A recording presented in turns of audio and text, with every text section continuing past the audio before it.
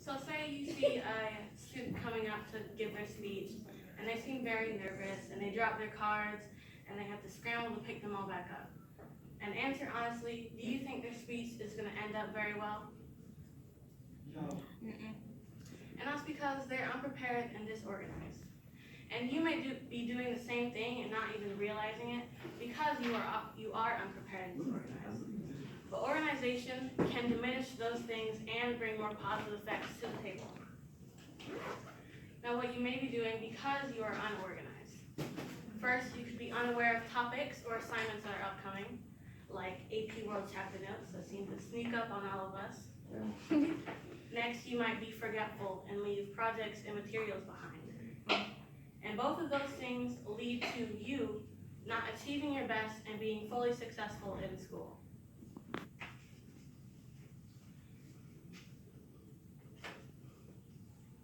Now, organization has positive effects.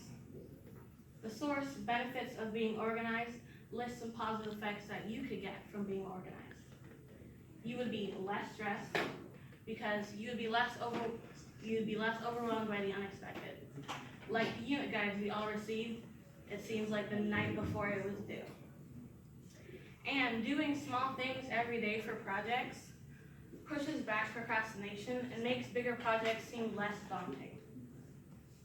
And these two things reduce your stress, which improves your health. Your immune system goes up and your mental health improves. Now, you may be asking yourself, how do you stay or how do you start being organized? Well, first, you can set up a time and place to do homework and study.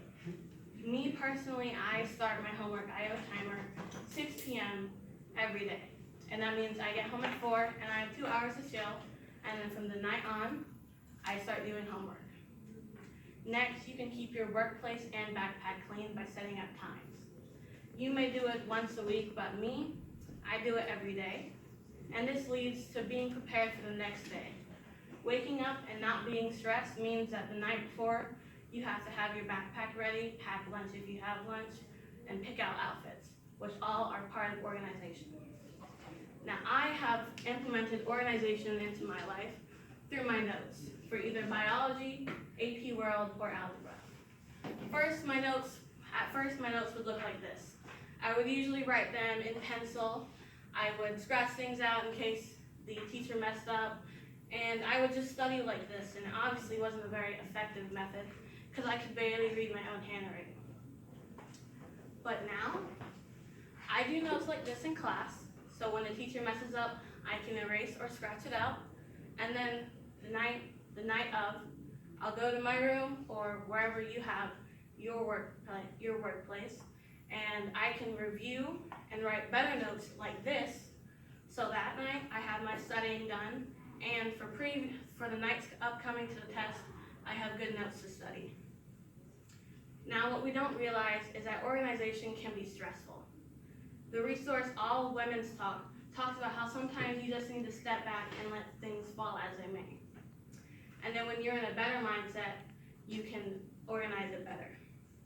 Now, we don't all have to be perfectly organized. Our room doesn't have to look like this, and our notes don't have to be this intricate.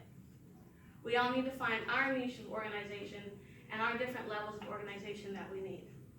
And then with organization, we can all run as smooth as a machine. Thank you.